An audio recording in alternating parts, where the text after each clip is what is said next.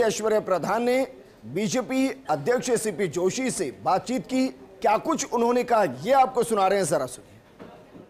कि मेहनत पूरी होती है और मेहनत के साथ कार्यकर्ताओं का जोश भी बढ़ाया जाता है, ऊर्जा को भी बढ़ाया जाता है। लेकिन एक और चीज महत्वपूर्ण होती है, वो मैं दिखाता हूं आपको, और उसके साथ में भाजपा प्रदेश अध्यक्ष सीपी जोशी के साथ बातचीत करूंगा, क्योंकि शाम 6 बज चुके हैं, वोटिंग पूरी हो चुकी है। अब इन्हें क्या उम्मीद है? तस्वीर ये है, ये तस्वीर महत्वपूर्ण है। आप देखिए, राम, सीता और जानकी, साथ में हनुमान जी, पास में गणेश जी और श्री सालासर बालाजी और साथ में हनुमान जी। ये जो तस्वीर है ये अमूमन सभी रखते हैं, लेकिन प्राण प्रतिष्ठित किसकी होती है, किसमें प्राण प्रतिष्ठा होती है और कौन आशीर्वाद देता है, और भगवान श्री राम किसे आशीर्वाद देंगे, इस बात का इंतजार रहेगा। लेकिन बातचीत में अब इस तस्वीर के बाद की करता हूं। अध्यक्ष जी, बड़ा सवाल है, 6 बज चुके हैं। मैं जो टीवी पर फर्स्ट इंडिया न्यूज़ के माध्यम से लोग आपको देख रहे हैं कि 6 बजने पर आप मैसेज क्या देंगे प्रदेश की जनता को?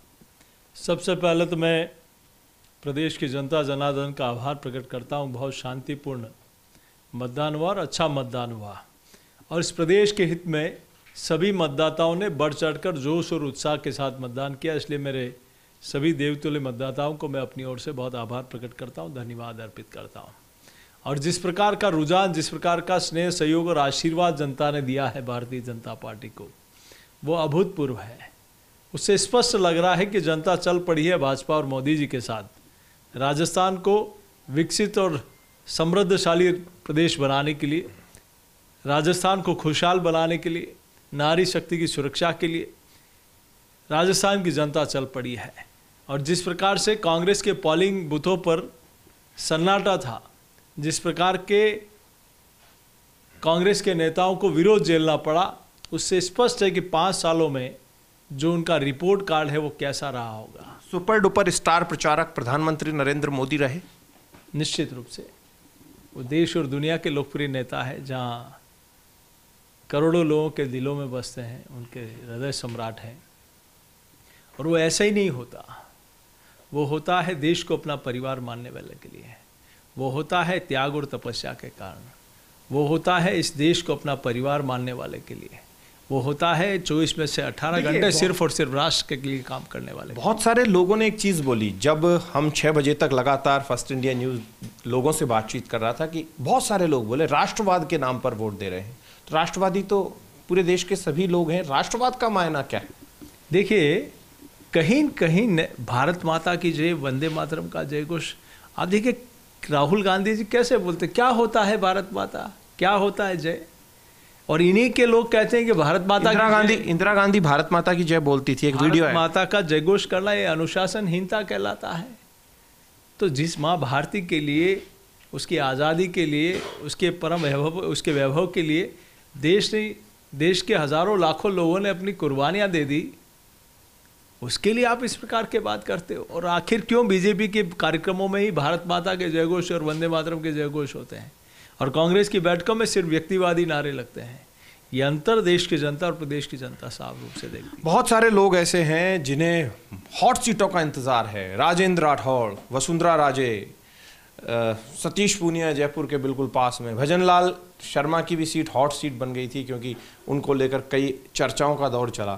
तो उसके अलावा दूर दराज में देखें तो हम सुभाष महरिया की हॉट सीट बन चुकी है, अजीत मेहता वाली, भाजपा की दृष्टि से मैं बात कर रहा हूं, जो आपके प्रतिद्वंदी हैं। या फिर आप देखें कि सरदारपुरा हॉट सीट बनी हुई है अभी तक, और आप दूर चले जाइए, बायतू आपके लिए हॉट सीट बनी हुई है, क्योंकि आपने भी सोच समझकर कैंडिडेट उतारे। क्या लगता है? तो कांग्रेस ने जो है वो भी सोच समझकर उतारे आपके दिग्गजों के सामने। तो क्या लगता है आपको कि आपके जो दिग्गज है वो कांग्रेस के दिग्गजों को हरा पाएंगे? निश्चित रूप से कांग्रेस के कोई एक आध मंत्री जीत जाए तो बहुत बड़ी बात है। जिस प्रकार के हालात पूरे प्रदेश में दिख रहे हैं, और आपने जो बताया कि वसुंधरा राजे जी से लेकर राजेंद्र सिंह राठौड़ जी, सतीश पूनिया जी, भजनलाल जी, ये सब लोग अच्छे मतों से जीतने वाले हैं, रिकॉर्ड मतों से जीतने वाले हैं। जनता का आशीर्वाद और जनता का प्रेम स्पष्ट रूप से आज बूथों पर दिखाई दिया और उनके चेहरे में साफ झलक थी कि हमें कांग्रेस की विदाई करनी है और भाजपा को लाना है। देखिए, हम मान लेते हैं, हम ये नहीं कह रहे रिजल्ट के बाद पता चलेगा सरकार किसकी बनती है, लेकिन अब हर एक आदमी के मन में एक प्रश्न रहेगा कि साहब मुख्यमंत्री कौन बनेगा? क्या वसुंधरा राजे बनेंगी, गजेंद्र सिंह बनेंगे, या फिर राजेंद्र राठौड़ बनेंगे, या फिर दिया कुमारी बनेंगी, बालकनाथ बनेंगे, राज्यवर्धन राठौड़ बनेंगे, या फिर और भी कई नाम हैं जिनमें सतीश पूनिया और कैलाश चौधरी, अर्जुन मेघवाल, ऐसे कई नाम चलते हैं।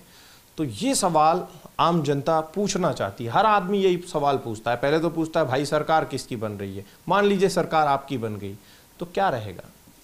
देखिए, हमने जिस प्रकार से प्रदेश के लोगों ने, कार्यकर्ताओं ने मेहनत की और जनता ने आशीर्वाद दिया है, पार्टी जो भी तय करेगी, मेरे लिए तो खुशी वो होगी जब मैं पहली माला जो मुख्यमंत्री बनेगा उनके गले में पहली माला मैं डालूं, क्योंकि वो हजारों कार्यकर्ताओं ने कई महीने से भाजपा लाने के लिए, सुशासन लाने के लिए, न्याय सत्य लाने के लिए कड़ी मेहनत की है। सीपी जोशी अब आराम करेंगे? मेरे ख्याल से 3 या 4 दिन अपने घर रुक पाए हैं चित्तौड़गढ़ में जब से अध्यक्ष बने। आराम नहीं, ये विधानसभा चुनाव होते ही मिशन 2024 उसमें लगेंगे। तो कुछ दिन घर पे देंगे, 1-2 दिन, क्योंकि घर वाले भी इंतजार तो करते ही हैं। ये पूरा प्रदेश हमारा घर है। तो प्रदेश अध्यक्ष सीपी जोशी ने बातचीत की है और उन्हें पूर्ण विश्वास है भारतीय जनता पार्टी को लेकर और प्रधानमंत्री नरेंद्र मोदी को लेकर। जो उन्होंने बात कही है कि पूरे चुनाव में सुपर डुपर स्टार प्रचारक रहे, उन्हीं का चेहरा है प्रधानमंत्री मोदी और सिर्फ मोदी। मुकेश राजपूत के साथ ऐश्वर्या प्रधान, फर्स्ट इंडिया न्यूज, जयपुर।